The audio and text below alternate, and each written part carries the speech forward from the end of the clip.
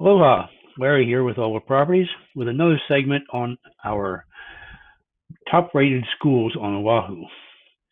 Today we're going to take a look at the Major General William R. Shafter Elementary School, more commonly known as Shafter Elementary.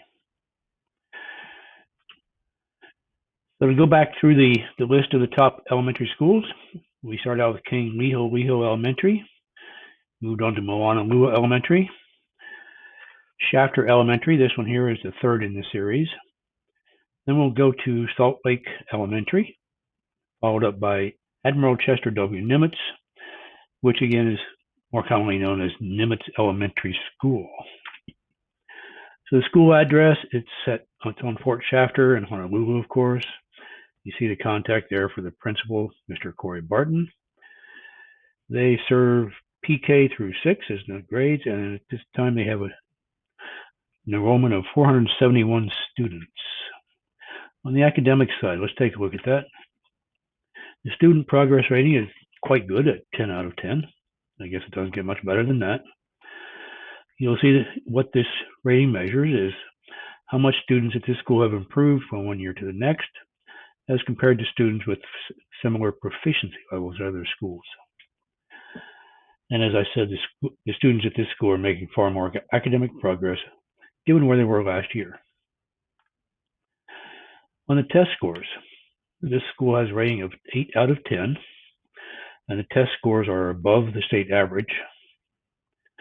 You'll see that in English, the proficiency percentage is 65% versus a state average of 47%. And in math, it's 71% versus the state average of 54%. Let's look at the equity side of things, is what they call it at greatschools.org. The equity rating is a 9 out of 10. Shows that disadvantaged students are performing better than other students in the state, and that the school is closing the achievement gap. Looking at race/ethnicity, all students are rated 10 out of 10. White students, which are 46% of the student body, are 10 out of 10. And black students, which are 13% of the student body, are 9 out of 10. Looking at low-income students, the ratings measure how students from low-income households improved academically compared to similar students in other schools. All students, again, are 10 out of 10. And low-income students, which are 34% of the student body, also ranked 10 out of 10.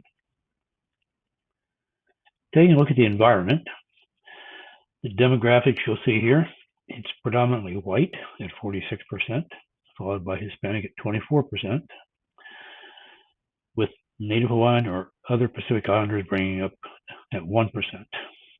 As far as gender goes, you'll see there's 53% male students versus 47% population of females. Teachers and the staff. Students and teacher, they seem to have, ratio is not quite as good at 17.1 versus the state average of 15:1. Students per counselor is almost 500:1 versus a state average of 290:1. But looking at the percentage of teachers with 3 or more years experience, that looks really good at 97% versus a state average of 87%. And here you'll see the area served by the Moanalua Elementary is down here near Foster Village and that area, Kalihi-Palama area. And on the other side of on the eastern side, I should say, of the Aloha Stadium. And finally, here's our disclaimer, letting you know that Aloha Properties and myself, Larry Oldfield, we are real estate brokers, and we are relying on information which we received from greatschools.org. Thank you very much, and please contact us if you have any questions.